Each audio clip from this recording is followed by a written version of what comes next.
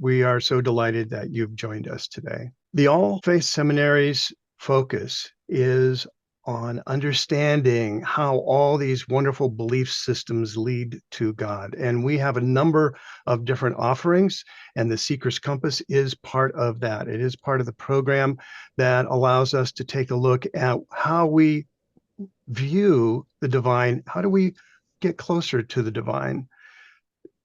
When we look into the past and we look at all the mystical paths that we have seen throughout time, the focus in one aspect of the seminary is on mysticism, and this program, the Seeker's Compass, is a part of it.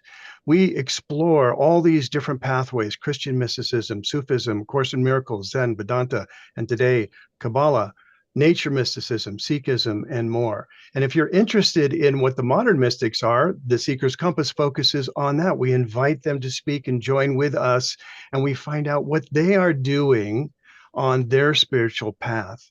And this is to inform you about your spiritual path. And if you're interested in exploring further or deeper about this, then perhaps you would be interested in finding out a little bit more about the seminary. And you can go to allfaithseminary.org to learn more. So it's a interesting process for us, and the Seeker's Compass, as I mentioned, is part of the program. And we've interviewed some wonderful mystics on our program. The website that we do have a number of them recorded on is at YouTube, and you can find the link if you go to the tinyurl.com/AFSI Compass, and you can get the links there, and you can also see what's coming up ahead. And so we're very excited to have today a wonderful dive into Kabbalah, and our path today with our modern mystic is going to look something like this. We're doing our welcome right now. What's next is we'll have a centering meditation with Dr. Keith. Rabbi Eyal will share his experience of his Kabbalistic path. We're very interested to hear about that. And then we'll have a Q&A. We'll talk to the group at large, questions that you may have. And we will be focusing on the divine and looking at our own path and going, is there something here that I can learn? I know as an interfaith minister, exploring all these paths give me a way to deepen my own, and that's the power of it. So this idea of how can I learn a little bit from others who have been focusing very deeply, very clearly, very consistently on their connection to the divine. That is the focus of the Seeker's Compass. And again, if you have questions, please put them in chat. We'll be happy to get to them.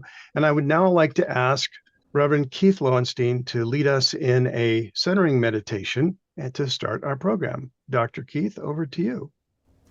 Hello, everybody. Thank you for coming. So we'll start with just a little bit of awareness on trying to connect inside for some moments of peace and connection. So first, let's all try to sit up nice and straight, however we are. If you're sunken into a soft couch or something, easy chair, try to move toward the front so that your weight is supported by a beam. And let's take just a couple breaths and connect the bony parts of our pelvis, the sit bones that come through and touch the chair, the pillow, whatever we're sitting on, and really try to appreciate a connection there. Closing our eyes and just breathing into that pelvic floor and connecting to what's supporting us below.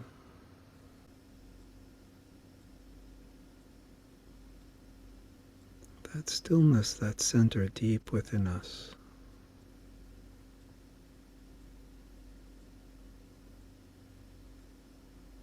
Just relishing that communion of the moment.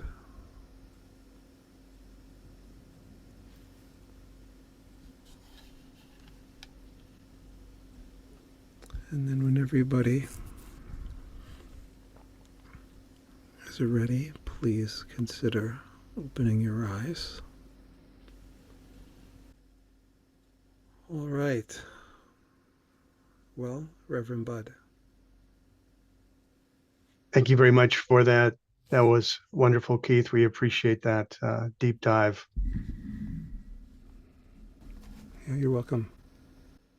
So it gives me great pleasure to introduce our speaker for today. And I'd like to share from the perspective of someone who has done a light study, I would say, if I was speaking about myself, uh, to the depth and the beauty of the Kabbalah.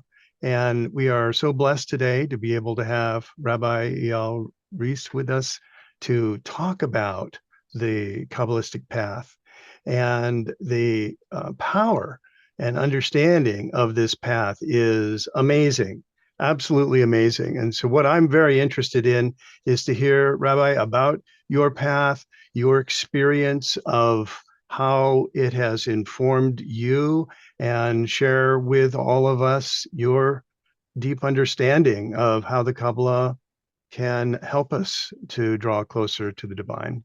And so thank you, sir. We appreciate you. Thank you, everyone. And special thanks go out to Rabbi Scott, who connected us and made it possible for me to share today. And it is my honor and a privilege to take part in this gathering of seekers of meaningful spirituality, which is very important, very much needed these days, especially. I started my connection with Kabbalah approximately 33, almost 34 years ago. I'm originally from Tel Aviv. That's where I was born. I'm Israeli all the way, fourth generation to my family in Tel Aviv.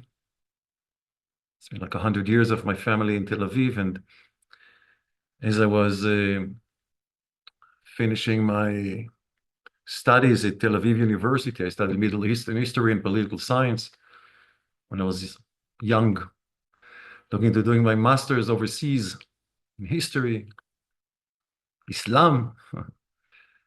I started actually practicing Kabbalah, and I moved to Tzfat, practicing Judaism, spiritual Judaism. And shortly after I moved to Tzfat, which is in the Upper Galilee, where I live now for the past 33 years, shortly after, when I started immersing myself in the study of Jewish spirituality, and Jewish mysticism, which is the Kabbalah and Hasidic philosophy, I realized there's a huge demand in the world for this content. People seek and wish they can connect better with spirituality in a meaningful way, in a moving way, in a way that they can internalize it and connect with it on like a day-to-day life. So I started teaching, first in Hebrew, then in English, the two languages that I speak more or less. And about 20 years ago, I founded the Tzfat Kabbalah Center, and we host people that come from the world over in different languages, Spanish a lot, and Russian, and French, and English, and Chinese. People that want to connect with the depth of Kabbalah in a way that is really available to all these days, like never ever before in world history. So we host in a normal year tens of thousands of people for retreats, for seminars, for online studies. And here we are. What is Kabbalah? Kabbalah is a Hebrew word. Kabbalah is a Hebrew word which means receiving the ancient wisdom. How do you receive this ancient wisdom? A wisdom of thousands of years. Actually started with the Torah, the 5 books of Moses, the 10 commandments. This once in a lifetime in world history, one such amazing event as millions of people, Israelites and other nations that came out of Egypt. 50 days later at Mount Sinai, somewhere in the northern part of the Sinai desert, There was this divine revelation, and millions of people literally heard the 10 commandments from God. In fact, when we look in details, we realize that it's only the first 2 that we heard directly from God, and the rest of the 8, the other 8, we heard from Moses, as it's actually written in the Torah, in the 5 books of Moses, in the book of Exodus, the book of Deuteronomy. The revelation was so high, the divine revelation, that we simply couldn't take it. And we asked Moses, Moses, please, we want you to speak to us. So the last 8 commandments came from Moses. We call it Jewish mysticism. But what does it mean, the word Jewish? I mean, this word, this term. What is the meaning of the word Jewish? In Hebrew, we say Yehudi. You know, Jewish people, we come from the kingdom of Judah. What's the kingdom of Judah? We look in the Bible, in the book of Kings. At one point, the kingdom was divided in the kingdom of Israel, with the 10 tribes, the 10 lost tribes now, and the 2 tribes that formed the kingdom of Judah. This was Judah and the tribe of Benjamin. And of course, some from the tribe of Levites, the Kohanim, the Jewish priests, the Kohens, the Levites. I myself am a Kohen. What is a Kohen? People call it a Jewish priest, but what does it mean really? A Kohen. Kohen is a descendant, direct descendant, son after father, generations go back to Aaron, the high priest, the brother of Moses. So I'm from the tribe of Levi. I'm a Kohen. When the 3rd eternal holy temple will be built, hopefully very soon, I'll hopefully have the honor to work there, bring the offerings and do all the holy services as written in the Torah, in the book of Leviticus. Jewish, yes, from the tribe of Judah, but this Jewish wisdom that we're sharing, that the Jewish mysticism, the mystical tradition of Judaism, where is it from? What is it about? In Judaism, we have the 5 books of Moses, the Bible, the Jewish Bible with the 24 books, we all know that. But we also have an oral tradition that comes with it. It's called the oral Torah. It's like all humans study forever. From a textbook, even nowadays in universities, right? There's a text, there's a book, and there's a teacher, there's a tutor, there's a professor that teaches orally as well. That's how we learn, that's how human beings learn forever. In Judaism also, we have the written text, divinely inspired by the prophets who wrote it down, like Moses, like other prophets. And we have and Kabbalah is part of the oral tradition that has been given over from generation to generation. That's why the emphasis in Kabbalah is about receiving. People have like a misconception that in the past, the secrets of the Kabbalah, the mystical tradition of Judaism, you were not allowed to share it. Oh, sorry, you weren't allowed to study the wisdom of the Kabbalah. It was such a secret. It's not true. It's not that you're not allowed to study it. Those who merited to have and to receive the wisdom were not allowed to share it with the masses. That's true. So as much as Moses received the Torah 40 days at Mount Sinai from God, he shared afterwards the oral law, the Talmud, the Mishnah, the Jewish philosophy, all the customs and all the practices and the holidays and everything. He shared with all. Hundreds and thousands and tens of thousands, hundreds of throughout the generation, it was for all. But Kabbalah was to remain a secret. Kabbalah was only given to selected few individuals that matched many criteria and were capable of receiving it properly. That's why the emphasis on receiving. Kabbalah is a Hebrew word that means to receive. How do you receive? Okay, so there's a teacher that teaches you, but in the past, he would only teach you some principles. And most of the work you had to do on your own. There are ways, there's a way like what we call prophetic Kabbalah, all kinds of techniques that the Kabbalists developed over the years of how to receive this divine wisdom, which is not just divinely inspired, but it's actually given directly from God. Just like God gave the Torah to Moses, the 5 books of Moses, and the 10 commandments and the rest. Same thing with Kabbalah. It was given by God to be shared with humans. But for many centuries, it was a secret. And the first time Kabbalah was unlocked, was unveiled, was revealed to be shared with the world was 800 years ago. So it's about 2,500 years since it was given at Mount Sinai that it was unknown. Nobody heard of it. And approximately 800 years ago, people started hearing that there is such a thing, a pillar of Judaism, of spiritual, mystical wisdom, which is originally from Sinai and was given then 800 years ago. People say, oh, it was 2,500 years ago it was given. People said, well, how is it possible? How come we never heard of it? Where was it revealed for the first time? In Provence, Montpellier, southern France, and at the same time in Catalonia, northern Spain, the area called Costa Brava, the city of Girona. 800 years ago, the world started hearing of Kabbalah. And people say, hey, it's not real. It can't be. How come we never heard of it? We know all about Judaism. We know the customs. We know all the practices. We know the history. We know the Bible. We know the commentaries. We know the prophets. You made it up, rabbis. It's like a Neoplatonic philosophy. People doubted that it's authentic at all. And the Kabbalists said, we did not make it up. It's Kabbalah. We received it from the elders, from the sages, from the prophets, all the way back to Moses at Mount Sinai. First of all, that's the word Kabbalah. This is what it means. Nowadays, it's available to all. God bless, because of all the years, the century, that it remains like a secret. Unknown of, because of that, we nowadays have access to an authentic, spiritual, godly wisdom available to all with no strings attached, as they say in English. No political agenda, no economical agenda, no whatever agenda, just spiritual wisdom available to all. I want to go back to the term Jewish, which I mentioned before. It's Jewish wisdom. But what is Jewish wisdom? If you open the Bible, what do we read there? Open Genesis, we hear about, we learn about, we study about the creation of the universe. Wow. Okay. Is this a Jewish universe? Of course not.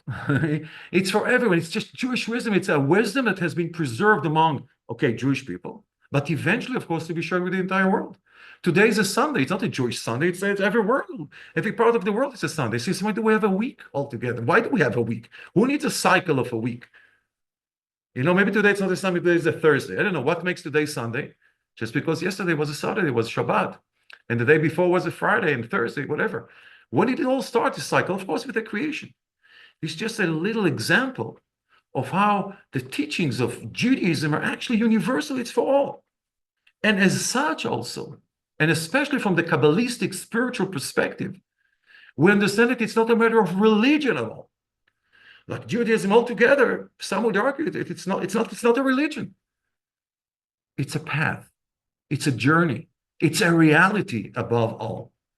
Now, I want to tell you something about English. English sometimes, when you speak English, when you learn in English, this and that, sometimes you might be missing a point, especially when it's to do with some Hebrew Jewish matters. And what do I mean by that? We all heard, I'm sure everyone who participates in this session today, heard of the Ten Commandments. For sure, there's no doubt. All humanity heard of it, because there were literally millions of people there that heard it. Jews and non-Jews. What is the first commandment? The first commandment that we heard directly from God, by the way, like I mentioned before. And the second one we also heard directly from God. But the first commandment is, I'll say it in Hebrew first, if you allow me. Anochi Adonai Elohecha asher hotzeticha me'eretz Mitzrayim mibeit avadim. Wow. I am the Lord your God who took you out of Egypt from the house of slavery, of bondage. Okay. Hi. I'm Eyal. What is it? Is it a commandment? It's a proclamation? It's a hello? How do you interpret it? Of course it's a commandment. It's the first of the 10 commandments. I am the Lord. But listen, guys, and here, this is what I want to bring a little bit of Hebrew. I am the Lord your God. Now think of a huge assembly, millions of people. And there's a voice heard, I'm the Lord your God. So when you hear the word your, as English speakers, it's obvious that it speaks to all the people. what we call plural. In Hebrew, we differentiate. But in the yor, in Hebrew, there's the verb or the form of the word yor, whether it's plural or singular. And in Hebrew, it's in singular form. Can you imagine? Singular, the yor is singular form, not plural, which means what? Which means that it's as a personal matter, your God, your personal, to each and every individual that was there. He heard it with his own ears as if God is speaking directly to him. And our sages teach us that it's not just the millions of people that were there that God was speaking to. God spoke to all the souls of all people, those that were and those that are to be, above time. The revelation of the divinity that was, of course, above time and above place. I'm the Lord your, and that's Judaism, and that's Kabbalah, and that's spirituality. It means what? It's how to connect. It's not a religion, and it's not a tradition. It's about how I make my personal connection with the godliness within me. Your God, it means that you have it inside of you. And remember, your is not in plural, it's in singular form. I'm connecting with the godliness inside of me, and that godliness inside of me is connecting with God that's out there. And that's a call from God. It's not just a call, it's giving us the power. He brings himself close to us and telling us how to connect with him. Because as human beings, as much as lofty as we might be, spiritually, knowledgeable, exalted, we could be so high, we cannot invent ways, methods, practices of how to connect with that which is totally exalted and beyond. Unless we listen to him, because he is instructing us. Every human being, and I emphasize every human being, not just the Jewish person, every human being, how to fully connect with him. And it starts first with what? With that, I am the Lord your God. It's an invitation to connect with God intimately, meaningfully, spiritually, emotionally, intellectually, practically. That's how we are as human beings. Changing a little bit. In the Talmud, and I'm sure you heard of the Talmud, it's the oral Torah, the many volumes, the 60 tractates of the Talmud. It's like mainly Jewish law, but many stories, and then the world, divine wisdom applicable in day-to-day life. And it's all Jewish history and study forever was the oral Torah known as nowadays as the Talmud. In the Talmud, there's a story told in Aramaic, that's the ancient language of the Talmud, in 5 words. And it says the following. I'll say the Aramaic and then I'll translate. 5 words, follow my fingers. Gan va'apu machtarta rachman akarya. Which means what? Gan va'apu machtarta rachman akarya. 5 words. Ganva is a thief. A thief is going to steal. And he's sneaking, he's hiding, he's crawling wherever it's crawling. And then he hears a voice and he's afraid that he might be caught. That's a story. And Rahman is God. He calls upon God, he prays to God, God, please help me that I shall succeed in my theft. What? What's the matter with this guy? Does he believe in God? If he believes in God, why does he go to steal? And if he doesn't believe in God, then why does he pray to him? Why does he pray to him? What's going on? Is he a believer or is he an unbeliever? The answer is he is a believer. Everyone is a believer. But belief, faith, is something, amorphous. It's called the encompassing power of the soul. It's very high. We all act according to our beliefs, our philosophies, But it's not connected to it. How do you make belief? How do you make your beliefs that which is how you connect your soul, which is something which is so much higher than you? How do you realize it? How do you bring it down in a way that it's affecting your day-to-day life? through study. And that's why we have the intellect. The intellectual faculties, we are able to study the divine. And this is what Kabbalah is. Immersing our minds in the study of the divine in a way that affects our feelings, in a way that affects our deeds, in a way that affects our state of mind. And when I say state of mind, let me extrapolate a little bit. Or maybe the opposite. Speak about here and now. Prior to our gathering today, I had a few short words with our hosts, with Bud, and we understand, yes, in Jewish tradition on our calendar, today is a day which is called Purim. Purim is a holiday which is we learn about in the Bible, in the scroll of Esther, the book of Esther, Queen Esther, and the miracles of God. And today is like an extension of Purim. It started actually Friday, Saturday, today as well. It's all the realm of Purim. Purim is a day of happiness. And in fact, the whole month, it's called the month of Adar, A-D-A-R. In Jewish tradition, it's the zodiac sign is Pisces for many reasons. But we learn in our tradition that when Adar comes in, when this month comes in, you increase in happiness. So Friday, Shabbat, Sunday, today, we even increase, we grow in happiness and happiness. What does it mean when our sages instruct us that when Adar, the month comes in, you increase in happiness? What's the subtext? And in Kabbalah and in Hebrew, there's a lot of subtext. There's a lot of things that are not said, but you hear them, your soul hears them. If when Adar comes in, you increase in happiness, it means that all year round you should be happy. How can you be happy all year round? Aren't there many worries and many problems and many issues and many concerns and many challenges and personal and communal and national and global and financial and who knows what? How can I be happy all the time? So remember what I mentioned before, the term state of mind. Happiness is not just an emotion. It's a state of mind.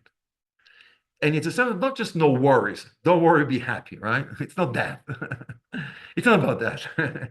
Throw your troubles away or whatever. No. It's a deeper thing. It's the understanding that God is always with you. And we call this divine providence. Divine providence is one of the principles of Kabbalah. And I was asked before to speak about all my practices. How do I practice? What do I do? What do I do? Do I go to pray 3 times a day?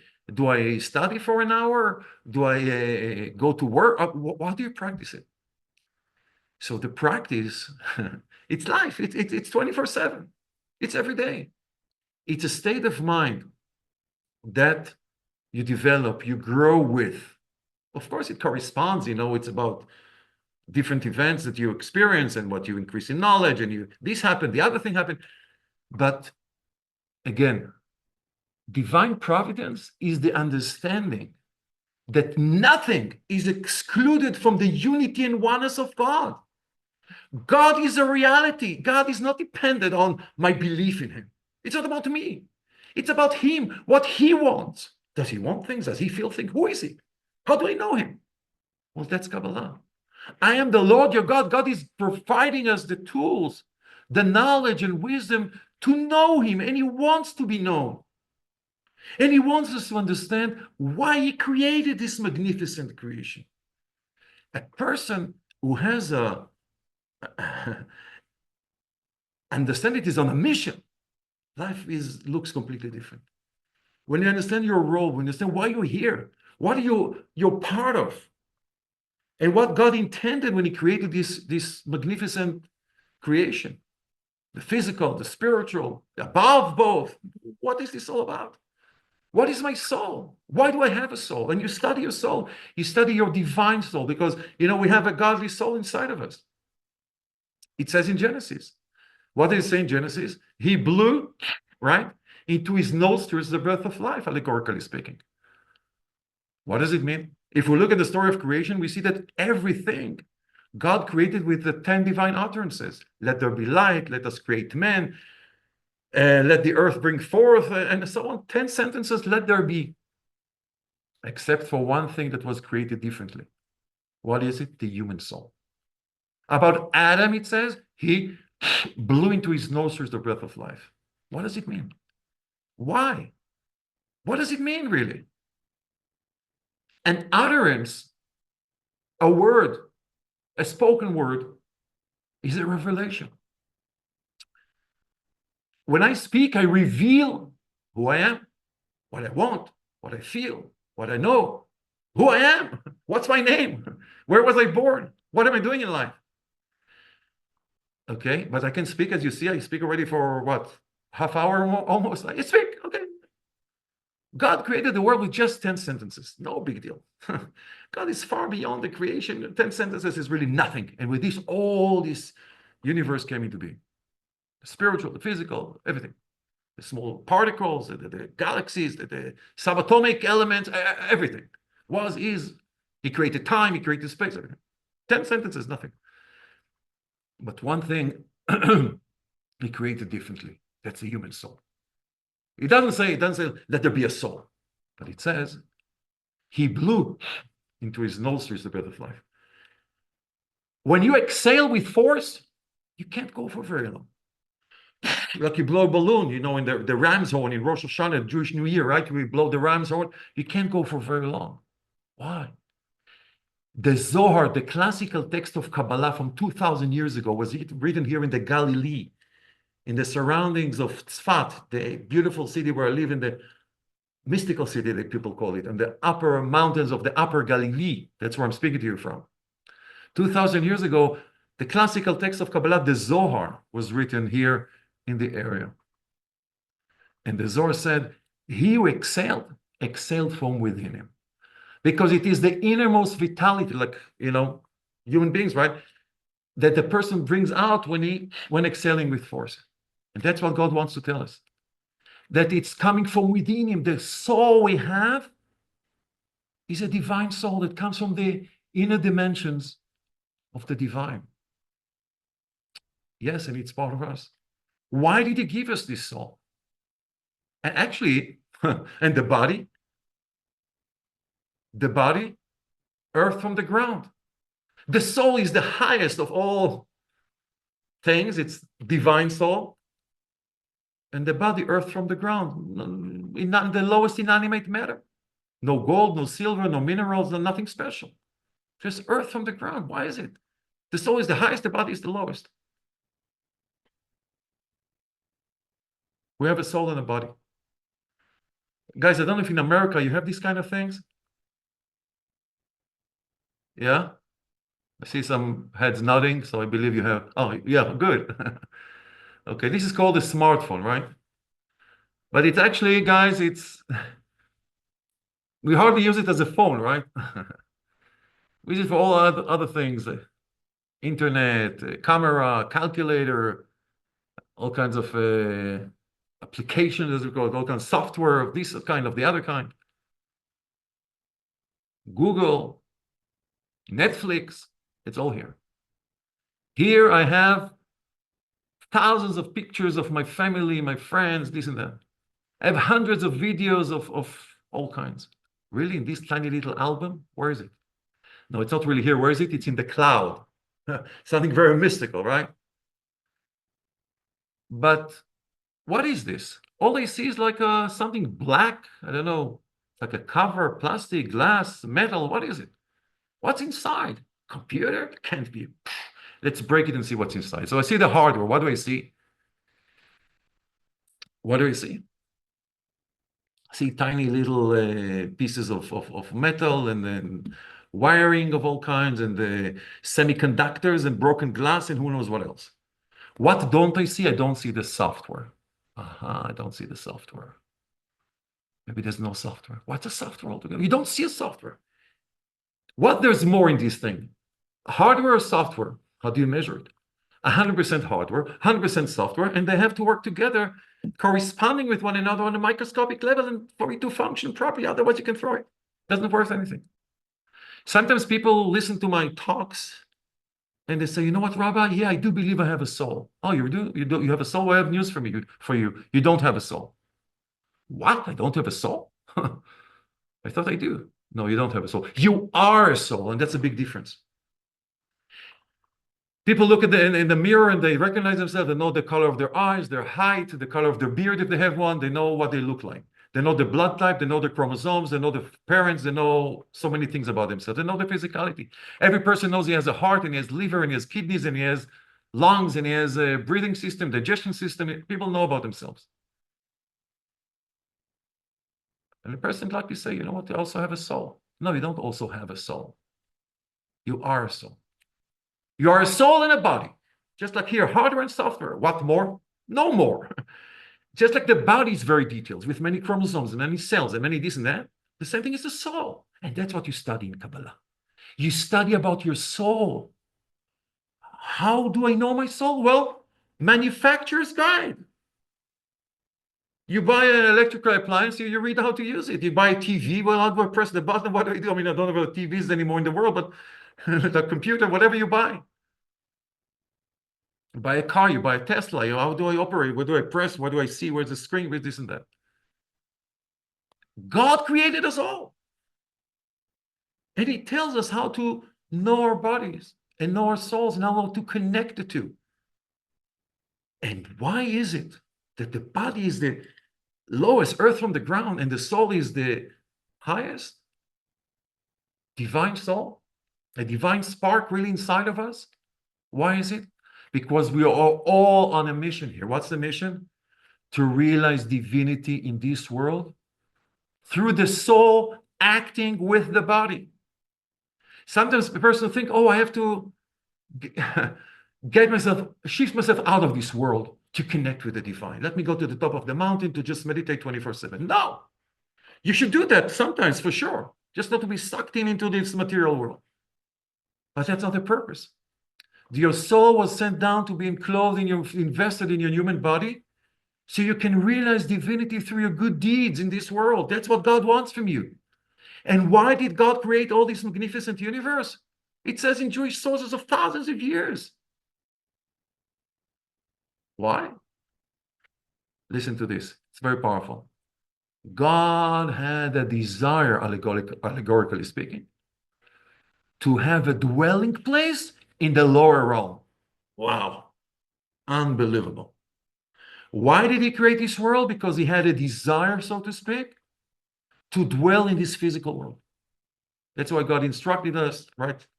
As it says in the book of Exodus, let them build me a sanctuary so I may dwell among them, in them, not in it. Of course, the sanctuary, the holy temple, and the tabernacle, of course. But God wants to dwell among us. How we make it possible? By our good deeds. And God is instructing us. He's instructing us, Jewish people, okay, we have so many commandments, so many details, this and that. But also all of the nations of the world. God is giving us the detailed 7 Noahide laws, just like he gave it to Adam, the first human being. What do you think? Adam came here to enjoy life?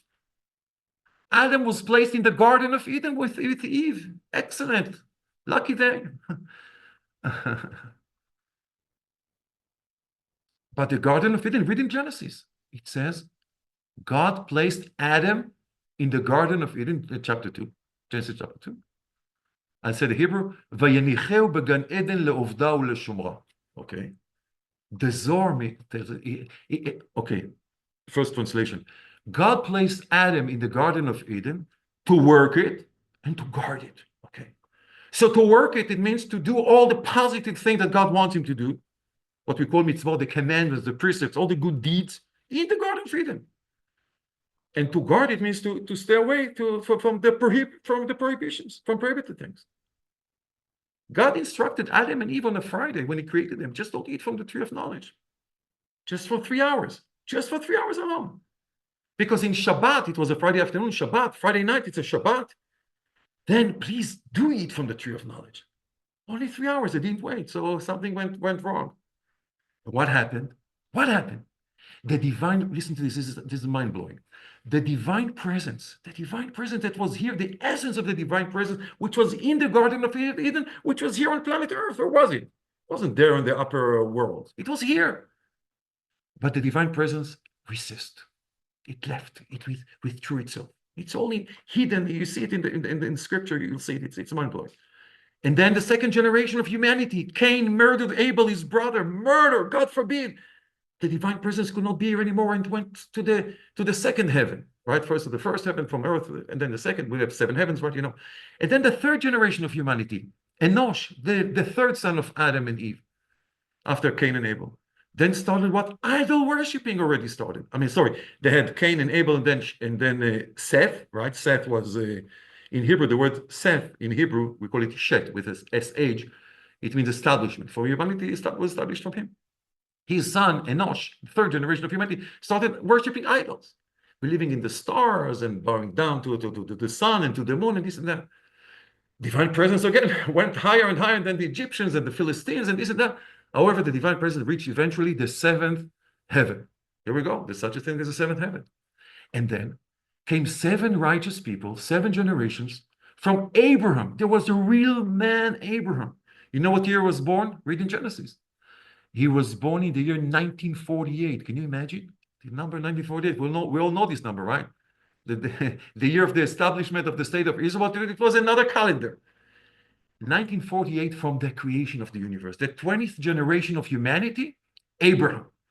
In a world which is completely chaotic and idol worshiping and so immoral, one person, Abraham, knew God. And God revealed himself to him and taught him things. And Abraham started teaching humanity. So listen to this, what I want to say now. There's a term, sometimes we hear it in the news, this and that, the Abrahamic this, Abrahamic that. Abrahamic religions, I mean, the monotheistic religions. Think about it for a second. Now you see it from the perspective of Kabbalah. It's not a religion. And it's not a monotheistic. Again, in Kabbalah, we understand Judaism. Kabbalah, again, I want to remind everyone, it's a spiritual Judaism, right? It's the spirituality, the mystical. Why mystical? Because it was behind the mist. It was unknown. How do you access this wisdom? Now it's all really, you can access not just wisdom, but practice. I'll teach you practices afterwards, the meditations, the unifications, the contemplation, the teaching, how to read the soul, how to understand the spiritual code, the algorithm, the divine algorithm of reality. We learn all this in Kabbalah. It's unbelievable. So Abraham knew God, and he started teaching. Taught everyone how to understand the unity and oneness of God. And we have a book from Abraham. Write it down. We have a book from Abraham. It's called the Book of Creation, a great edition that came from America in English. It's called the Book of Creation, Rabbi Kaplan, R.A. Kaplan. Knowledge, spiritual wisdom from Abraham. So Abraham started with his spiritual work. He downloaded, so to speak, the divine presence from the 7th heaven to the 6th. And Isaac, his son, continued from the 6th to the 5th, and Jacob, and this and that, until Moses. Moses was the 7th generation from Abraham. Brought it down from the first heaven back to earth when he built the tabernacle. And each and every one of us can take part in bringing the divinity back, restoring it, bring it back. Now listen, guys, there's another rule in Kabbalah, in spiritual Judaism, again, to be applied by all. That every descent, every not positive thing that happens, it's only that for the ascent that comes afterwards is on a much higher level. It's obvious. The soul that comes down to this world with all the challenges and all the limitations and all the, where is God? What's going on here? I'm so confused. How do I find the divine? Why do I have to work so hard? Why don't I see him, All these challenges we're facing is really to elevate the soul to a higher level. The soul comes here with certain powers, certain skills, certain abilities. Each soul is different from the other. Each soul has different tasks from the other soul. But everything we do in this physical world, again, soul with the body, we're elevating, we're refining, not just our bodies, which is earth from the ground, but when you want to lift up something, when you lift from the very low foundations, like a building, like a structure, so you lift up everything, all the constellation, everything. And every person is important. Every human being is important, is super important. That's another thing that Kabbalah teaches. And there's no challenge that we cannot succeed, going through this challenge. Why? Because the challenge, or the difficulties, or whatever it's about, it's all a matter of coming from God's utterance, from speech, okay? But the soul has much higher powers. Imagine. I want us to sing a melody, which I'll teach you. Are you ready? You listening? Okay, it's a very short look. In Kabbalah also we have those melodies. We have these Kabbalistic melodies. Um, Generally speaking, we call them contemplative melodies. They're very deep. And it's like a composition, like it's not always very hard to understand. It's not always very long. It's a few minute thing, but it's sometimes hard to first connect with it. So I'm going to teach you something very short. It's not even a full melody. It's less like what we call a movement. And this movement is called, it has a name, there's a title. I personally learned it for the first time. I don't remember exactly when, maybe 15 years ago, maybe a little more, maybe 18 years ago. Around that time, yeah, maybe 15, 16, 17 years ago, I'm not exactly sure when, on a Purim, like the holiday I just mentioned now. And it's called, in Hebrew, we call it Klot HaNefesh. It means the yearning and desire of the soul, or even literally the ending of this, like the soul is asking not to be here. It wants just to connect with the divine and just simply not to be here in this physical. It's unbelievable. It's very short and very easy to follow and catch. So I'll start and you can join me whenever you feel like joining, and to yourself as a orchestra, whatever you want. It's very short. It's just vocal. All these melodies are vocal. And I want to suggest that, again, maybe after we finish our session, if somebody wants to connect me privately and somebody wants my email or my whatever, contact info, you can find it, and ask me, you can ask me for the melody. I'll send it to you, like maybe not vocal, whatever, you can follow it, or if you want I don't know, some reading materials or some info, some whatever, of course, I'll make myself available. And I'll post your contact information in chat, sir. Okay, fantastic. So I just want to take a little break from my speaking for so long and just do a little melody, and it helps connect and lift up the soul, because those melodies, they're above words. Some things words cannot express. Those melodies, I just want to say, they were composed by the greatest Kabbalists of the generations. Some are Hasidic masters. If you heard the term Hasidism in Judaism, Hasidism is a paradigm of the Kabbalah. It's the most recent paradigm of Kabbalah that is in the world for like 300 years now. And these Hasidic melodies, or Kabbalistic melodies, or contemplative melodies, they are not just melodies, it's just music. You have to understand. It's like music melody that is parallel to the upper world. So when you meditate on those melodies, those tunes, it's like, yes, you're connecting yourself to that which is happening in the upper world. Hey, dai, dai, dai, da, dai. Dai, dai, da, dai, dai, dai, da, dai. Hey, dai, dai, dai, da, dai. Dai, dai, dai, dai, dai, dai, da, dai. Dee, dai, dai, hey, dee, dai, dai, dai. Hey, dai, dai, dai, da, dai. Dee, dai, dai, hey, dee, dai, dai, dai. Hey, dai, dai, dai, da, dai. Very simple. Hey, dai, dai, dai, da, dai. Dee, dee, dai, dai, do, da, da, dai, da, dai. Hey, dai, dai, dai, da, dai. Dee, dee, dai, dai, ho, dee, dee, dai, da, dai. Dee, dee, dai, dai, hey, dee, dee, dai, da, dai. Hey, dai, dai, dai, da, dai. Dee, dee, dai, da, do, dee, dee, dai, da, dai. Hey, dai, dai, dai, da, dai. One more time. Hey, dai, dai, dai, da, dai. Dee, dai, da, dai. Dai, dai, da, dai. Hey, dai, dai, dai, da, dai. Dee, dee, dai, da, dai, da, da, dai, da, dai. Dee, dee, dai, dai, hey, dee, dee, dai, da, dai. Hey, dai, dai, dai, da, dai. Dee, dee, dai, da, dai. Dee, dee, dai, da, dai. Hey, dai, dai, dai, da, dai. One last time. Hey, dai, dai, dai, da, dai. Dee, dee, dai, da, dai. Dee, dee, dai, da, dai. Hey, dai, da, dai, da, dai.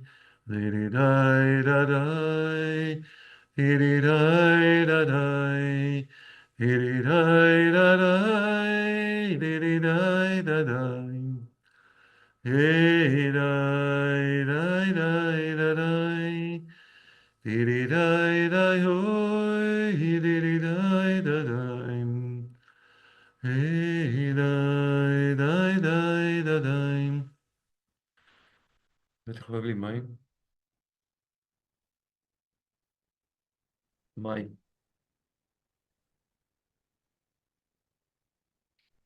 We're good? That was beautiful. Thank you. It's not me. I didn't compose it. I do remember, though, that whenever it was 17 years ago, I'm not exactly sure when I first heard it, the truth. It was in a gathering of, many people in Purim, and we were singing together. I just heard it for the first time. I remember, like, wow, it was taking me so strongly, and tears and everything, like a very powerful revelation. I'll tell you another thing. A few years ago, I mean, for some years, I had every year a group of mystics from Turkey, Sufis of Sufi origin, with one spiritual leader, like very famous actually in Turkey, and they used to come once a year to us to Tzfat, and in between, we were learning. We were doing some learnings, from time to time as a group. There was 22 of them, I remember. And once a year, they used to come to Tzfat. This went on like for maybe 5 years or so. Yeah. And they loved this melody, this particular one, and they put Turkish words to it, which was so moving, like wow, very, very deep. Yeah, so this one is definitely a powerful one. I spoke before about if you noticed, I mentioned a few times already the number 7, and I also mentioned the number 10. In Kabbalah, as in mysticism altogether, there are symbols. Okay, how do you connect with the symbols? In Judaism and Kabbalah, the symbols are symbols that you guys know. It's numbers and letters. Unbelievable. People think of numerology. I said, no, it's not numerology. Numerology, it's also letters. It's not just letters, it's symbols. It's letters with numbers, with unbelievable. Because the world was created with the 22 letters of the Hebrew alphabet. And by the way, they're parallel, we learn in Kabbalah. One thing I should mention also, I'm sorry, I didn't mention before. The word Kabbalah, I mentioned, it means to receive. But the word, as Kabbalists teach, is also associated with a very similar word in Hebrew that sounds almost the same, the word Hakbalah, with an H at the beginning, Hakbalah. Hakbalah means parallels. But what's the analogy? What's the logic? Kabbalah is the teaching of the parallels between the physical and the spiritual, like body and soul, as below, so above, right? A micro, the human soul and body, and the macro, the big universe and the spiritual worlds and everything. In Kabbalah, one realized that there's no such thing as, I'm sorry, one second, let me just drink water.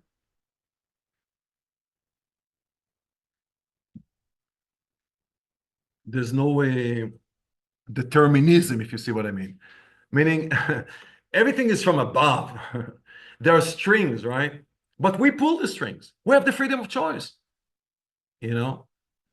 we were given by God the freedom of choice. That's a very important thing. People come to my center. I have a beautiful visitor center in Tzfat, in the old city of Tzfat.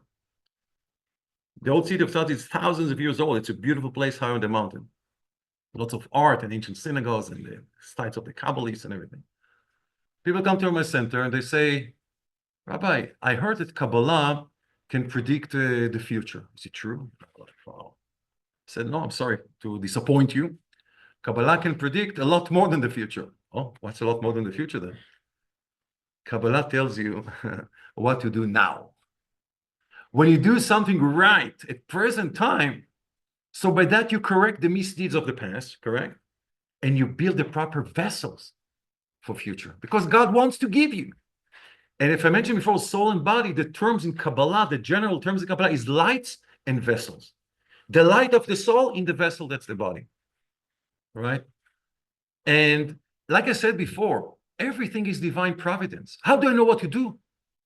I understand that everything is by divine providence. Everything a person sees or hears, it's because God is sending him a message. God is sending a message. God is sending a message through life events. You heard something, you saw something, you heard of something. That's how God communicates. What do you do with it? Kabbalah gives you the proper ability to make the proper interpretation of what you see and to know how to act upon it. So lights and vessels, the light of the soul, you build a vessel.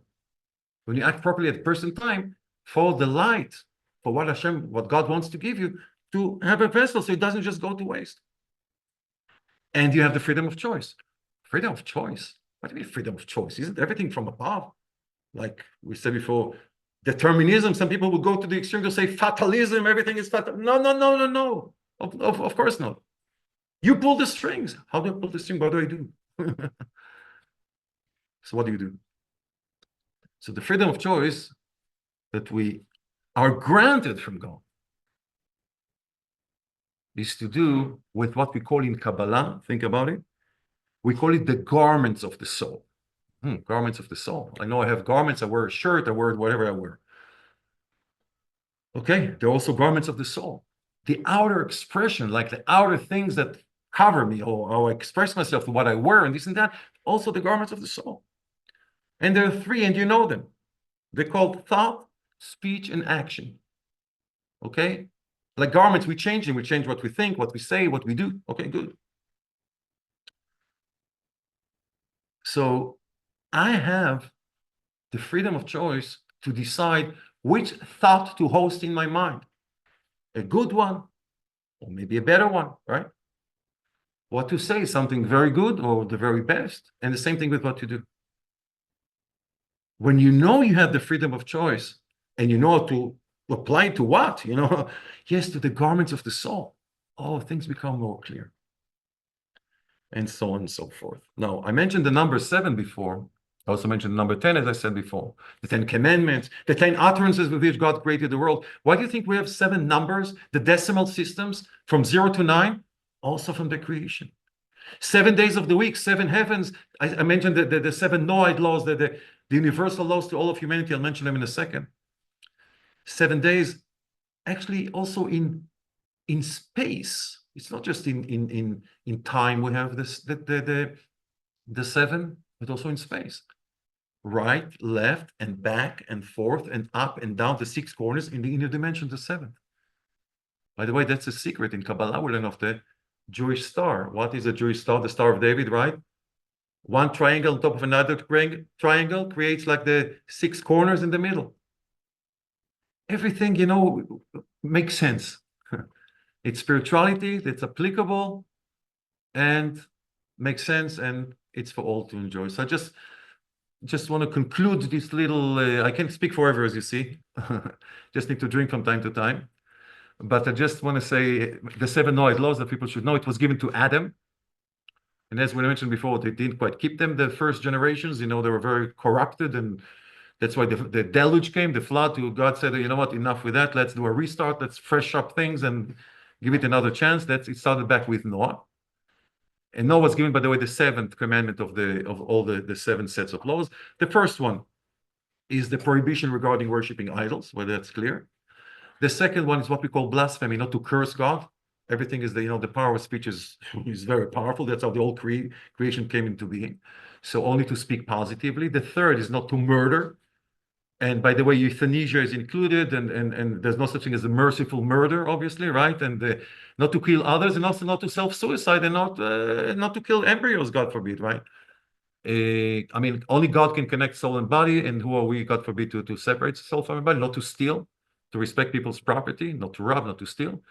The sixth, which was actually given to Noah, as I said before, was not to eat a limb taken from a living animal. Meaning you're allowed to eat meat, okay, and you're allowed even to kill an animal in order to eat its flesh, but you're not allowed to cook it alive, God forbid. And some cultures still, I don't know, in the world, some places still do it. Or you're not allowed to just chop something and eat it while the animal is still alive, God forbid. In other words, we have to be merciful towards all beings, plants, animals, humans, everything. That's a sixth. And the seventh is to establish courts of justice and to instruct spiritually everywhere, in every town and every city and everywhere, to have this kind of spiritual court to instruct and teach more, because there's a lot. But those seven are just like titles, but each one has so many more details. And God bless, nowadays people go back to it, and the world is only becoming better and better, we hope. Okay, guys, talk to me. L'chaim. L'chaim. Wow, that was an amazing download. You gave us a lot of great depth and width and understanding. And I, for one, am quite tantalized with everything that you've been sharing. And I know that we've got some comments from our panel, and I know that there are some questions in chat. Are you ready to go into that direction now? I'm ready always. Yeah, always ready. All right. I Always like ready. that. You mentioned the six-pointed star, of course, and the beauty of and the power of the number 7. Can you talk a little bit about the tree of life? Yes, of course. Tree of life. I tell you simply, it's maybe the most famous model of the Kabbalah. Oh, amazing. Okay, fantastic. Yeah, that's a good one. Thanks. So that's a tree of life. Now, what is the tree of life, really? Think of one thing. God is saying in Genesis, and you all know that, he says, let us, who is us? I don't know who is us, but let us create man, right? In my image and in my figure. Image and figure, God, do you have an image and a figure? What are you talking about, Of course he doesn't have, Let me say something very, very simple. God is not a spiritual being, just like he's not a physical being. God creates a spiritual realm, he creates a physical, and he knows how to connect the two, but he's above any definition. Is God infinite? No. He has infinite power in the infinite, and he has infinite power in the finite. But he's above any definition. But he's infinite and finite. I'm sorry, no definition whatsoever. What we see here, this model of what's called the 10 Sefirot. That's familiar, as I said, with the term Sephira. Sephira, in Hebrew, it means light. Light. Wow. 10 lights. What we see here, those circles here, are the 10 faculties of the soul, okay? And this tree of life image is like the human body. Think of it as the spiritual human body, okay? Structure of the soul, anatomy of the soul, if there's such a thing. By the way, you see the 22 letters there, right? 22 letters of the Hebrew alphabet, parallel to 22 pairs of chromosomes, 22 amino acids, the proteins that make of the body. Again, this is how we're made, okay? Now, what are these? Okay, so God is infinite, as we said, but in the upper world, and there is such a thing, and we study the upper worlds, the upper Garden of Eden, the lower Garden of Eden, the world of emanation, creation, formation, action, this constellation of the Sefirot, the structure of the Sefirot, of the lights, divine powers, we find them there. Another 10, by the way. And these 10 are divided into 3 and 7. Here we go again. There is Keter, crown. You see where it says Kether? Kether in Hebrew, it means crown. Where do you place the crown? On top of the head of the king. Crown is above the body. And that refers to the what we called before the encompassing powers of the soul. Very influential, very meaningful, very powerful. We call them encompassing because they're not limited to a specific organ. We have internal powers. What's internal powers? For example, the power of sight. The power of sight is a spiritual power of the soul, but it works through a specific vessel that's called the eye. The power to walk, okay, so the legs, to speak, to the mouth, and so on, feelings in the heart. These are called internal powers. But the encompassing powers, for example, faith, we mentioned it before. I believe in something very strongly. Well, that's how I act. That's how I think. That's how I, live my day-to-day life. But also willpower. The master of all powers is also in crown, in Keter. I want. What do you want?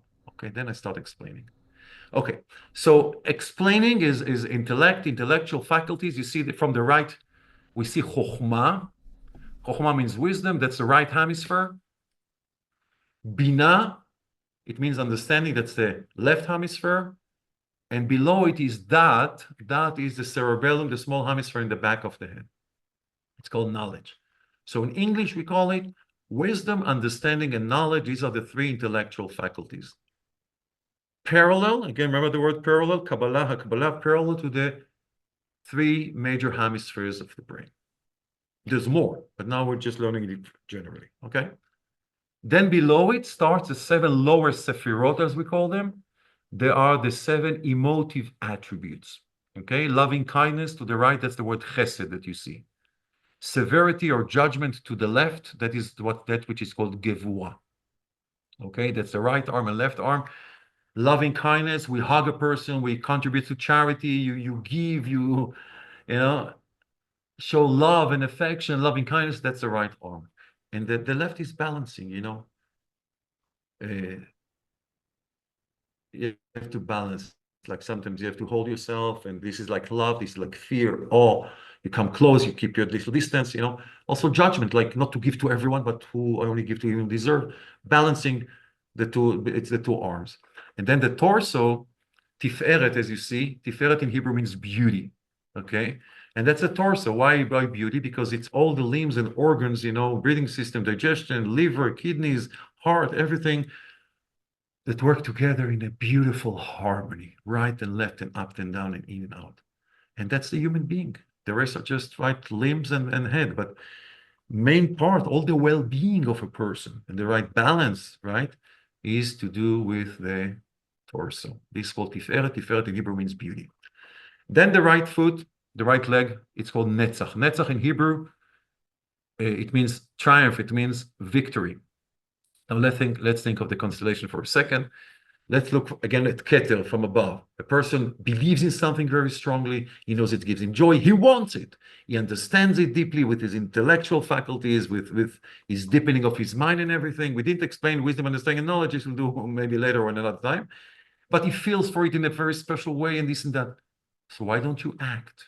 When it comes to action, that's when we're facing all the challenges.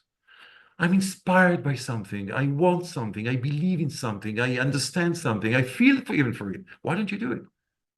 Because this is where we meet all the challenges. Remember, and why?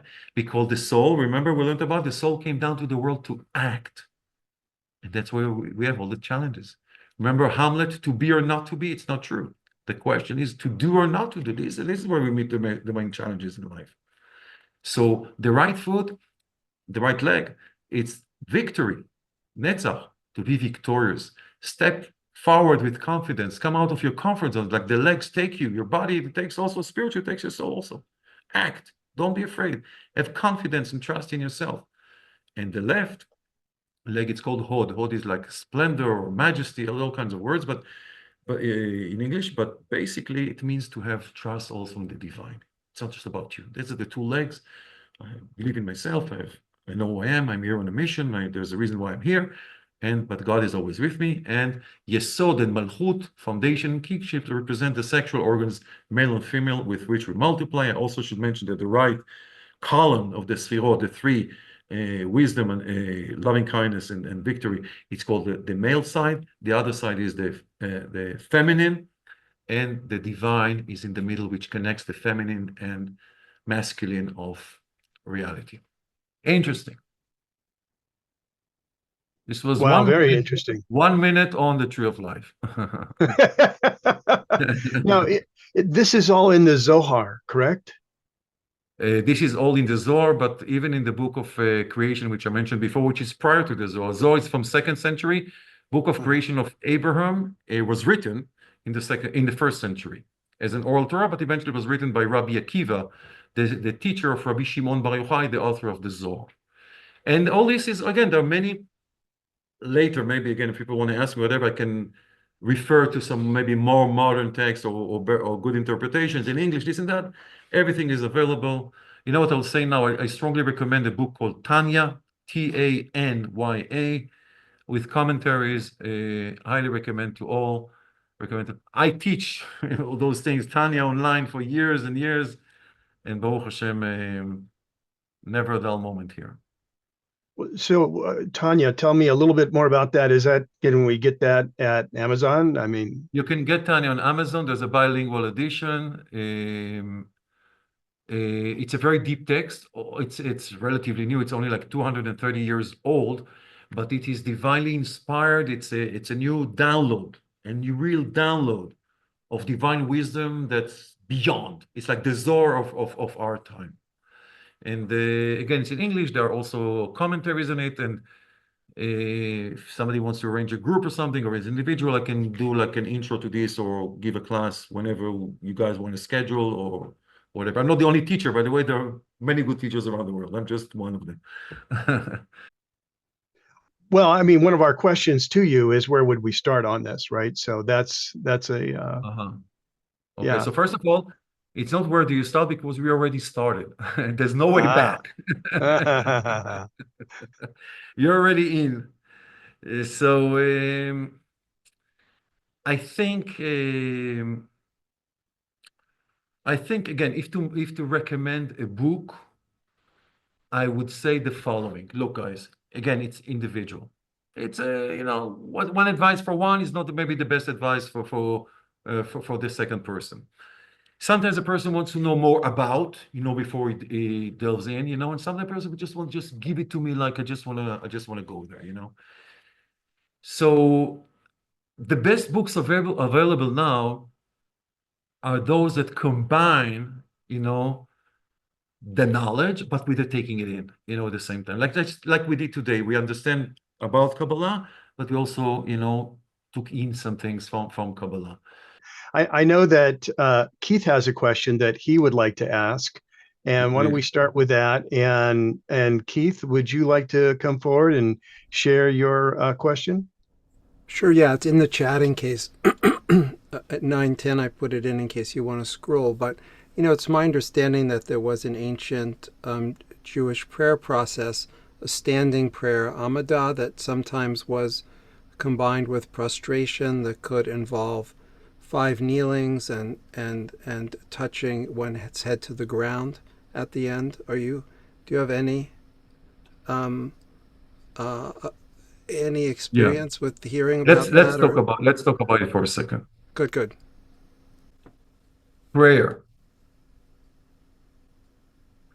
Prayer is where you practice all the above and more. The prayer, by the way, the word prayer in English, it means to ask God for your things. To ask God for things, which is great. When you ask God for the things that you need and other people need, you want peace in the world, you want all those things you want for yourself, for your community, for the world. It shows that you realize that God is where it all comes from. He's the one who is able to provide healing, everything, all the good things. Good. In Hebrew again, the word for prayer is tefillah. Tefillah, literally, it means bonding. I'm bonding my soul. I connect my soul with its emanator, with the divine. And it's a ladder. What do I mean by a ladder? We all know the dream of Jacob, which he had in the place of the Holy Temple on Mount Moriah. The angels go up and down the ladder. The tefillah, the prayer, is a ladder. And as a ladder, it has four main stages to the ladder and steps connecting them. The four stages are parallel to the four spiritual worlds from below to above. The world of action, it's called. That's a physical world of action, but there's also the spiritual world of action. That's where we are basically right now. Above it is the world of formation, it's called in English. Above it is the world of creation, and above it is the world of emanation. All these are also hinted, you can see them in the Bible. Where? In the book of Ezekiel, the prophet Yechezkel, chapters 1 and 2, where he describes the divine chariot which he saw. A lot of the Kabbalah is based on that chariot revelation, not just of Ezekiel, also of the prophet Isaiah, the prophet Zechariah. It's all in the Bible. Now, the world of emanation, the highest spiritual world. By the way, the Hebrew word for chariot is called merkava. In English, for some reason, people write the merkaba with a B, but it's really a merkava. Now, the world of emanation is parallel to the stage that you mentioned, Keith, Amidah. Amidah is the silent prayer. We're like angels. It's the peak, it's the top of the prayer. We stand still like angels, just like it's described in the prophecy of the prophet Isaiah, of the angels how they are. And we whisper, we don't even say the words out loud. We whisper, and at that stage, we're like nothing, like a servant standing before its master. Before then, it's all the preparation of the heart, the love, and this, not there. There's nothing. You're just bonding with the divine. And part of it, right, is like bowing down. There's two times where you bow down. And now you mentioned prostrating, that's the word. In English, I happen to know this word. I hope I pronounce it properly. Again, by the way, guys, don't ask me where my English is from. It's just from wherever. Only so that I can communicate and deliver some ideas and someone shares some words. I'm not a native English speaker. I never lived overseas or in America or anywhere, just life. So prostrating, it means to lay down, but this we do, I tell you how. There is the concept or practice of ancient times of prostrating of the tomb of the sages. And in the surrounding of Tzfat, there's those places called the power sites, the tombs of those biblical prophets and then others, the greatest Kabbalists of thousands of years ago and stuff. What we call the tzaddikim, the righteous people, the lofty. And people used to do it physically. But no, we do it spiritually. How do we do it spiritually?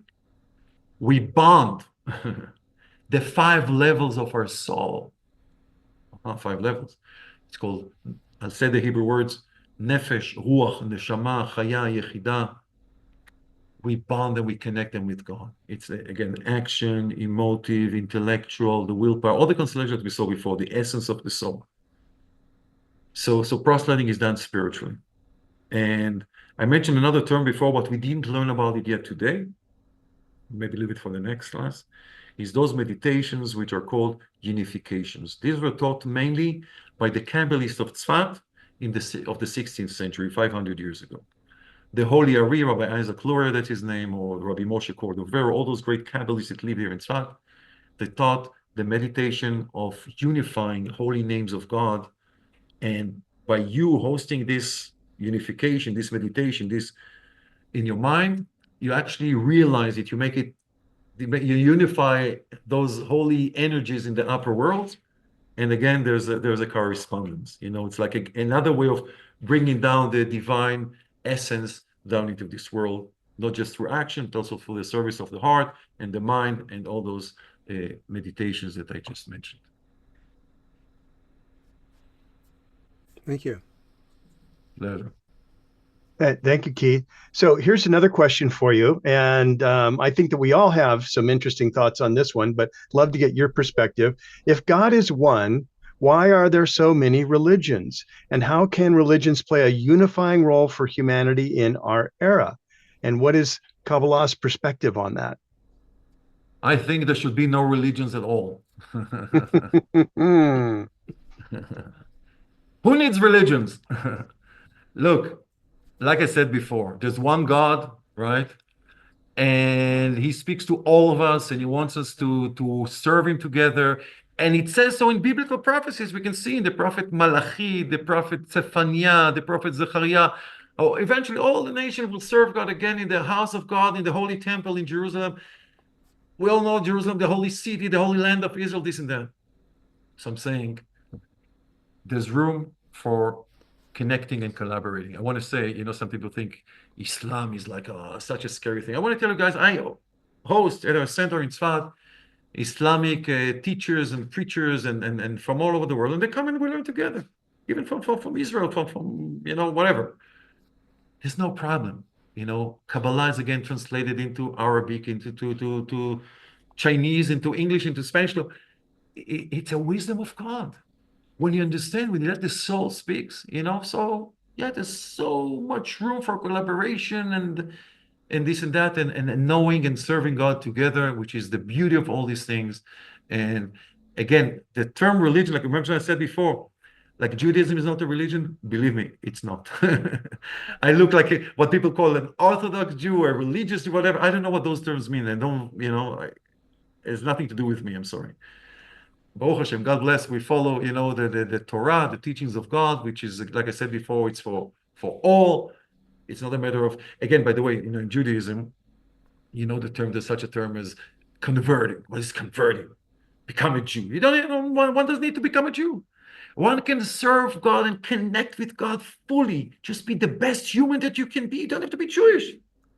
There's no such thing of, everybody has to be of this religion, of the other religion, of this and that.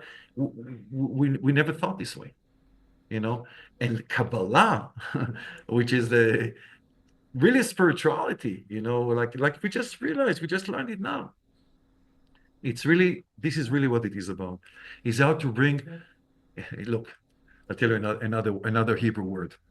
We all know the Hebrew word shalom, correct? Shalom. Mm-hmm. Okay, shalom. Shalom. What is shalom? Some people know shalom as hello, hi, shalom, nice meeting you, nice greeting you. Okay, excellent. Everybody knows also that shalom means peace, right? Shalom. Salam in Arabic, paz in Spanish. Let's make peace. No, guys. No, it's not. Shalom. Shalom. As Dov is writing now, I managed to see shalom means shalem, complete, whole, not broken. Okay, but guys, shalom is one of the names of God. Here we go, shalom. In Song of Songs, in the holy book, in the Bible of King Solomon, Shlomo HaMelech, shalom is a name of God. Wow. Peace, with all due respect, to the word peace in English, it means no war. Okay, let's sign a peace treaty. I'm not going to fight you for the next 100 years, for the next 5 years. If you cross the border, I don't know what, I won't be able to control myself. But, if you do this, then I'll do that, whatever. But let's sign a peace treaty. Same thing, by the way, in Arabic, salam, very similar to shalom, but that's what it means. In other cultures, the same thing. Shalom in Hebrew is something else completely. It's the name of God. When we, again, in the Bible, the prophets speak of shalom, eternal peace, it means revelation of divinity much higher than on the Garden of Eden. We'll see the godliness in everything. There will be not just no wars. There will be no envies. There will be no evil. There will be no evil inclination. There will be no desire to do the opposite of what God wants from us. That is the meaning of the word shalom. Unity, oneness among all humans. And that is only will be made possible when God will dwell again, like it was in the first temple, second holy temple, but the third eternal temple, that's a different story altogether. Again, eternal, just like it says again in all the prophecies, the Bible, we just have to read it properly to understand what we're all waiting for. So it's possible. And until then, it's a matter of education and teaching and everything. Yes, we can all collaborate in the service of God and make this beautiful world a dwelling place for the divine. We can all take part in So I don't know if Scott or John have a comment or a question, but I would invite them to come forward and ask or share if they have something. I just have one question or concern. Do you make any distinction between the words soul and spirit? Yep. What is that?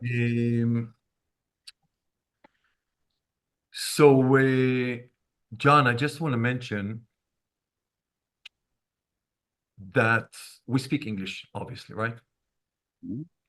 Soul, spirit, I have a little bit of an interpretation what the parallels, the equivalent will be in Hebrew. Okay. So in Hebrew, we have the word nefesh. It's in the Bible. Nefesh. Nefesh is the soul of life. What kind of life? The trivial life, the life that we know, a soul in the body. Nefesh is that level of the soul which animates the body, give life to the body, therefore it rests in the blood, we learn. Here we go. The blood, that give life to every organ, to every part of our body. That's nefesh. It's the Zohar teaches that the person who has nefesh is a person who specializes in doing good deeds. Okay? When the soul departs from the body is not alive. The soul is somewhere else. This is the nefesh, okay, that animates and provides life to the body. Okay. And for that reason, by the way, we have the prohibition in the Bible not to eat the blood of an animal. We make the kosher meat, right? You take out the blood, isn't that whatever? It's a whole different story. There's another word in Hebrew called ruach, which in English you translate usually as spirit. Ruach, again, a word that appears many times in the Bible, ruach, is the emotive attributes, the emotions. It's a completely different dimension, domain, function of the soul. Feelings, emotions. Sometimes people have ruach. Wow, they have feelings. They care for things. They feel for things. They love with passionately and this and that. But so what? But they don't do anything about it. So they're very strong in ruach, but they're very weak in action. Or they're very strong in action, but they do as they do, which is a great thing, but without feeling, because what can they do? They can't manage to arouse it to connect the two. There's a higher level, again, I'm using Hebrew here, which is called neshama. Neshama. In this model that we're presenting now, neshama is the intellectual faculties. It's again something else. A person might be very knowledgeable. He understands exactly perfectly what he's doing or what is required of him, and he might do it. But he might do it again without feeling. Or he might do it with high level of understanding why he's doing, which is amazing, and with feelings, amazing, not just with the natural emotions, but really the higher level, like there's a cause, there's a reason, there's a higher, why I'm doing this. Not just the natural feeling, I love it. No, but also understand, deep, good, and you also do it. Again, excellent. The three things come together. But as we learned before, in Kabbalah teaches us also there's a fourth level, there's a higher level, that's the encompassing power. That's the willpower, let's say. So a person, let's say he wants something very strong. He wants something very strong. Okay, so do it. Sometimes you don't do it. Sometimes you think about it, sometimes you don't think about it. And sometimes you feel for it, you don't feel it. It's all constellation. Usually what a person wants something which gives him joy and pleasure, satisfaction. So a person knows that there's something that gives him joy. He likes, Coca-Cola will give me joy. So why do you drink Pepsi then? Some people know something gives them joy, but they do something else and they want something else and they have bad habits and the emotions go to another thing and they understand that it's like a dysfunctional situation. So again, you asked me about soul and spirit, and I, presented a 5-level model. Again, not always we have the proper terms in English. Okay. Sometimes soul is interpreted as the nefesh, like that which animates and operates and activates the body. Mm-hmm. Sometimes soul is the higher, the intellectual, but the spirit is more the again, in Kabbalistic terms, it's usually more the emotional, the emotive attributes. Okay. It's interesting when And their wisdom. how they're used in different places. Those two words. Yeah. These two words are very good because I tell you why. Because it speaks of now presenting another model. Because it speaks of the higher self and the lower self. What's the higher self and the lower self? We all have, remember, a soul and a body. There's the higher me, it's the spiritual me, the intellectual me, the cause, the high cause, the why. And there's the lower me, my habits, what I desire, what I want, versus what God wants, right? I desire this, but I don't feel like it. I do feel like it. It's about me, myself, and I. That's the lower me, right? So again, it's like the two things. Seems to me that soul has more of a personal nature, whereas spirit is universal in a complete sense. So we like poor soul, sweet soul, sad soul, but you wouldn't say that about spirit. You wouldn't say poor soul. I mean, it's poor spirit. Well, you might, I guess, but unlikely. All good. The Well, more, look, John, the more we think of those terms, the more we think, immerse our mind in the spiritual, you know what? The better. Because I tell you, John, where do we have a chance to study those things, to discuss those things? In yeah. the academic world, you study different things, and in school, you study different things, and we study biology is biology, and chemistry is chemistry, and economics is economics, and business is business. Where do you study the spiritual? There's so much to Mm. study and enrich your mind, So here we have that's Kabbalah. Well, either at Tzfat or at our seminary. I just had to plug in, you know. Both. So I'm an thank you. Oh, John, did you go ahead? Go ahead. no, it's just I'm an active student teacher of A Course in Miracles, and the Course in Miracles is a study. It's not a religion. That's it's a Yeah. distinction. There's no rituals and stuff like that. Yeah. And my first introduction to the Kabbalah was with Rabbi Eyal Riess back in 1972, and it's a study. I like the fact that it's a study. All right, not building a structure. We're trying to learn ourselves. I'm finished. John, you're correct. But when you think where the source is from, like it's from God. I tell you, Sure. we mentioned the Zohar more than once today. And I have to say there's a great edition of the Zohar in English. And it's called the Pritzker edition, and it's done by a friend of mine, Professor Daniel Matt from Berkeley. And he did it actually at Stanford University. It's a work of a group of scholars at Stanford that took almost 20 years to come up with the 12 volumes of the Zohar in English. I don't always recommend to people buy the 12 volumes. Why? Just buy a first volume, see, get a feel, but get a feel How of far can you go? Yeah. what's there. The Zohar, I have to say, it's not there's not like a method there of teaching Kabbalah. That's not the intent of the Zohar. The Zohar is spiritual commentaries on the verses of the Bible. There's no methodological way of this and that, but it gives the feel. And so there are many great reference books, which I can of course recommend, and I just did the Book of Creation, the Zohar. Tanya, however, is not a reference book. That's a difference. For those who remember what I mentioned, Tanya is a guidebook. Is again knowledge of the soul, of why we're here, what's going on, but it's really the thing itself. When you study divinely inspired, text, and you realize there's no such text, all the paradigms, all the way of thinking, all the way of realizing, why we're here and what's going on. And it doesn't tell you, do this or do that, but you figure it out yourself. You realize how it's, working on you and this and that. So I'm saying again, if somebody desires an individual, small group, whatever, or all this group all together, when you want, we can do like a little dive into Tanya to open another layer, another dimension of Kabbalah that's nowadays available. Excellent. Thank Yeah. you. And thank you, John. I just wanted to go over, while we still have a little bit of time here, our questions, and some of them you've already answered. So let's just kind of briefly run through those real quickly. So the first question really has been, tell us about your spiritual path. And you did start with that. You basically told us about your experience and whatnot. And so the next two questions are really about the divine. How do you experience the divine, a connection with all that is? And when you're there in that space, what do you feel? What's your experience of that? Okay, so there are many answers to this very simple question. Yes. Yeah. It's a it's to do with a lot of it is to do with the routine, routine, life, Mm. But it's also a lot is to do with doing. So I want to tell you something.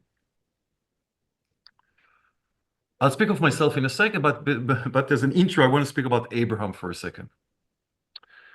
I want to recommend a book to see a reference, not a reference, whatever. Maimonides, we all heard of Maimonides.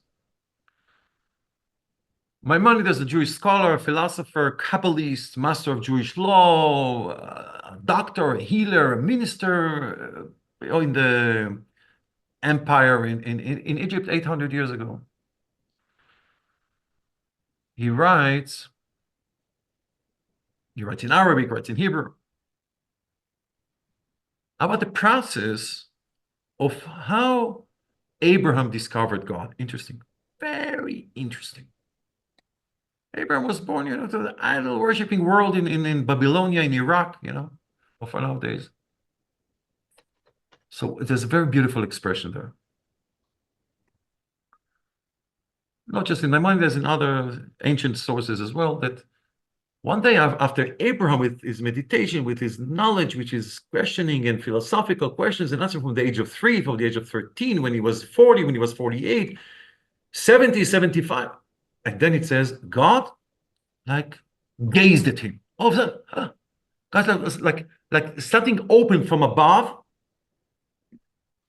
and was like an opening for Abraham to see clearly, the picture. It's a process. It's a process. It's a process. There's no miracle. It's a process. One other thing I want to mention here, which is super, super, super, super, super important. Kabbalah teaches you to understand God, to see things how He sees things, not just how you experience from a day-to-day life. How He sees things, and He makes you see it yourself, how He sees the things. Okay? Now, this is a process. It takes time. I remember personally, I'm going back to myself. I remember people call it epiphany, this word, right? I remember a very deep and meaningful revelation that I felt so many years ago when I was still living in Tel Aviv, and I told I was a student in university, this and that.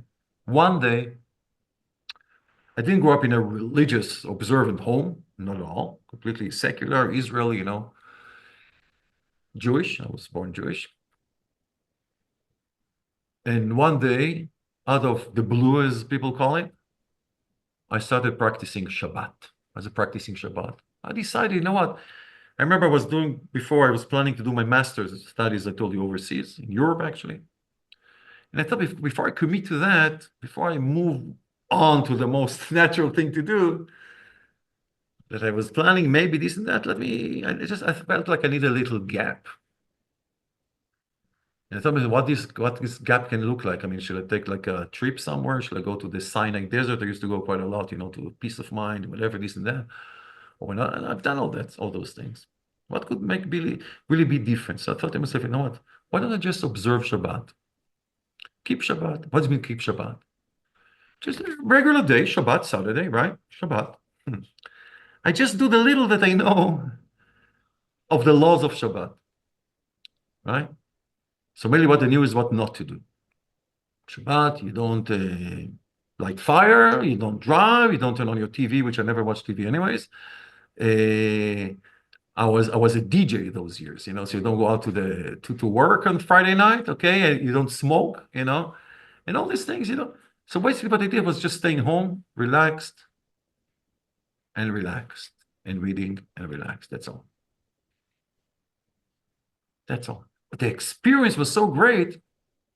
Already with the second cigarette on Saturday night, I already knew that next Shabbat I'm going to do the same thing. But this was a revelation. I felt like I'm in a different place. And the fourth Shabbat that I kept just like that, just relaxing, nothing, no religious practices, no Judaism, no going to synagogue, none of these things. No kippah to my head, none of these things. Not learning, just a routine. But Shabbat, rest, really rest. So I felt I was on a clarity. Listen to this. Shabbat is real. I felt it's real. It's not just a practice. You do this, you do that. Shabbat is real. God really created the world in 6 days, and Shabbat, he rested. It's a real rest energy in all of, you know. When do you realize that things are really, really, really, really, really real? Not my practice, not my observation, not my prayers, not my meditation. It's not about me. You let God in, it's to do with doing. It's with a commitment or not. Do. Just do. Let him come in. Be willing to step out of your comfort zone, of that which is familiar, how you grew up, or this and that, whatever. That's what Abraham paved the way for all humanity to be that. You know, every person can be that, you know. And let God, and I'm saying, like I said before, it's not a matter of religion. It's just you and God. Just let him in, you know. Kabbalah teach you, you know, some methods, some practices, and really what God wants, not just from you, but from why he created this universe in the first place. So again, it's how every morning I go to that which is called a mikveh. Mikveh is what people call the ritual bath. Ritual bath. What's a ritual bath? I go and immerse in either a spring or it's rainwater which are gathered, but it's actually warm, this and that, whatever. It's like a spa, a shower. But you immerse yourself, you cover yourself with water, you're naked. I go naked into the ritual bath. I have it really very near where I live. Very near, very comfortable. Go immersing naked, like a womb, like you were born. That's a practice that all Kabbalists do every morning. Also Hasidic Jews, before you start your day. Why? Fresh, new, like a womb, like whatever was yesterday, today you're starting. Like a seed, you know, that you plant in the ground, and then it's like you nullify underneath the water. It's like you're a non-being. Great. I can start fresh. Before I do my morning prayer, I study. I immerse my mind in the study. Like I pray to God. Who is God? I study Kabbalah. I study Kabbalistic text. You know, I study text of Kabbalah every morning, immersing my mind before I open my mouth to God, right? And all these practices, again, the day, you know, when you teach someone, I also want to tell you a little secret here. We learn Kabbalah, when you teach someone, God opens your heart and soul and mind to understand, much better understanding. So teaching, you don't lose anything by spending your time, you know, teaching and this and that, because on the contrary, it opens up with the mind, the soul, greatly. Another thing, by the way, this is mentioned in Tanya.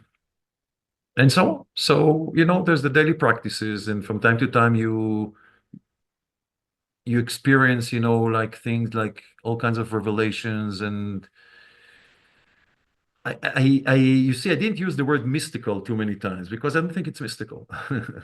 I think that's how things work. It was behind the mist. It was what's mystical, by the way, the word is from Greek, right? It's like things you don't speak about, you can't speak about, you can't speak about, because how do you describe the things? Or what's behind the mist? It's covered, it's not covered. Nowadays, it's available to all, unlike 800 years ago, unlike before 800 years ago.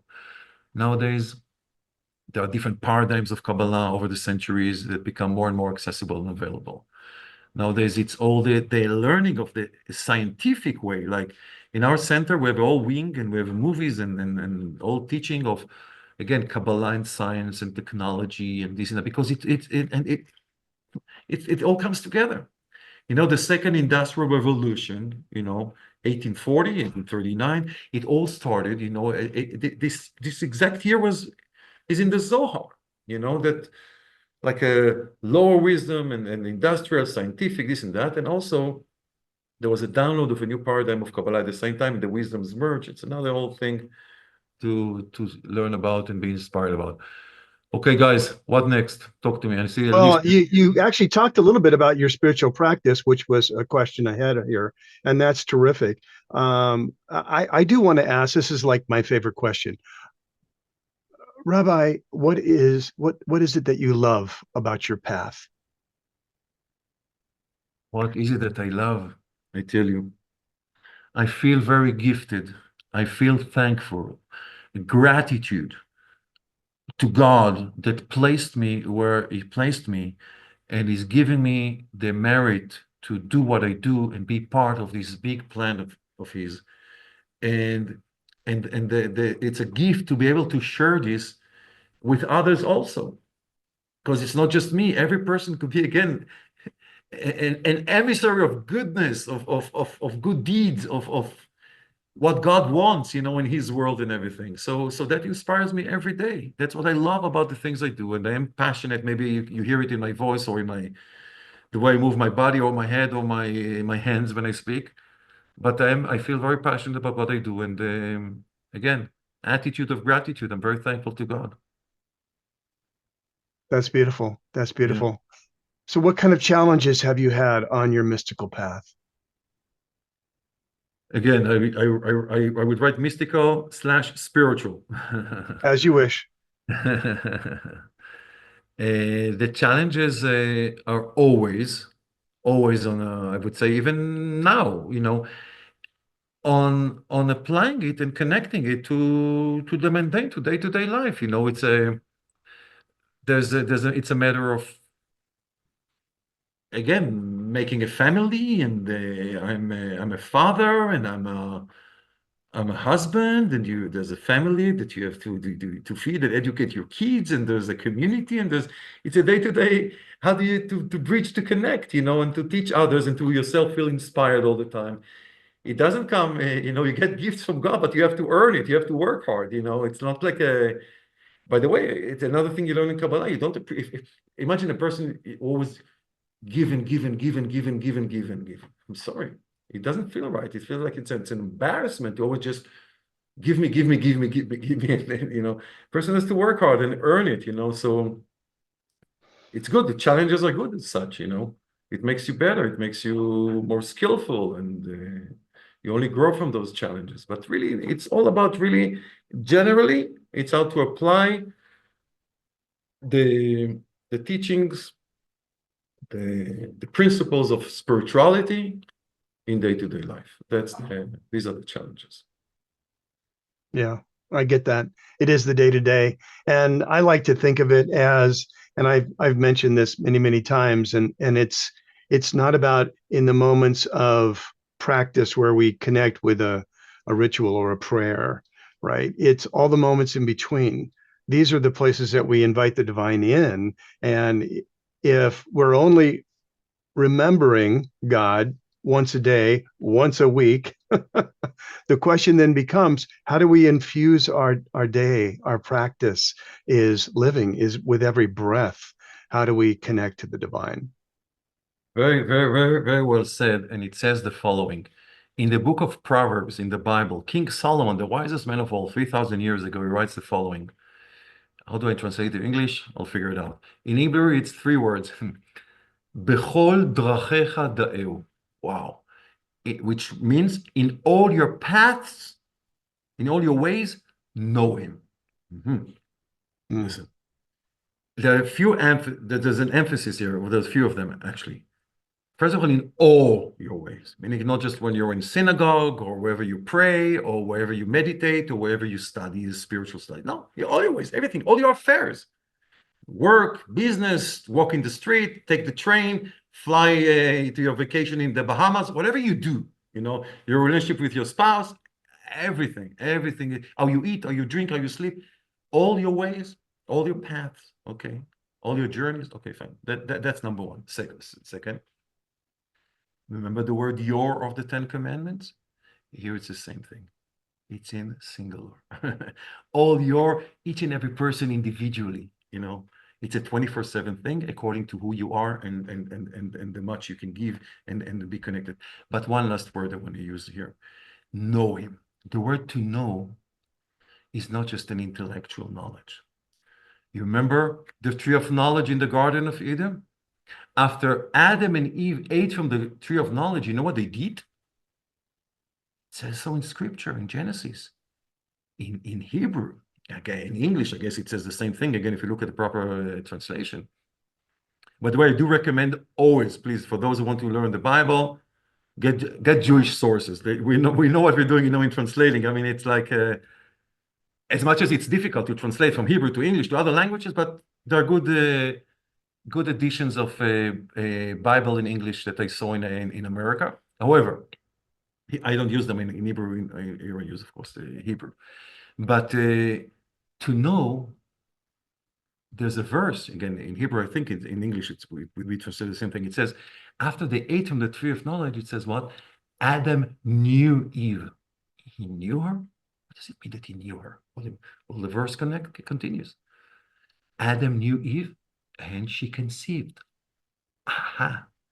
To know means to connect. In the case of Adam and Eve, to connect physically, intimately, emotionally, mentally, become one, and then she conceived and gave birth. So in all your ways, as King Solomon says in the Bible, know him. To know means connect with him. Of course, through your mind, think of him, but be connected. Think, do I act properly in the eyes of God? But it's not about just what don't. The don't is the soul came down to the world not for what not to do. The soul came down to the world for doing, for increasing in good deeds and helping others. I'm not here for myself. I'm here to not just inspire, but help others, do for others. And that's how I bring divinity down into this world. And there's a lot more to say. I will conclude with one thing. And guys, it's a long session. We have to continue. Yes, we're going to wrap I'm up actually right now. going to learn myself in a second. I'm going to another class that I'm part of a group that's learning together very soon. I just want to say one last thing, and with this we conclude, at least for today. Think about it. When God created the world, okay? Yes. Okay. So the first utterance, the first thing he created was the light. We all know that, right? Let there be light. The question is, why this is the first thing that God created? Let there be light. I don't know. I don't know what I'm doing first or second or third, or why I put this glass here and that cup over there. But God knows exactly what he's doing. Why the first utterance is let there be light? Where do you find the answer to these kind of questions? That's Kabbalah. That's Hasidic philosophy. What does it say? The answer is very simple. Let there be light is a mission statement. There were no humans to enjoy the light. There were no plants for photosynthesis. There were no souls, no angels, no nothing. Let there be light is a mission statement. Before every big project, there's a mission statement. And God is telling us, let there be light is a mission statement. Our soul is sent down to this world to bring divine light into the world through good deeds and increasing in good deeds. Thank you all very much. Today was a real pleasure to share a little bit of Kabbalah with everyone. And we can continue. You let me know when there's an interest, individuals, small groups, whatever you want. I'm here. Thank you so much. Wow, that was so powerful. We really appreciate you joining us today. And Rabbi, yes, you're welcome back anytime. And thank you. It is with great love, honor, and appreciation that we thank you for joining us and sharing. And blessings to everyone. Thank you so much. All the best. Likewise, Bye. Shalom. Shalom. Shalom. Shalom. Now we know what shalom means. Yeah. Yes.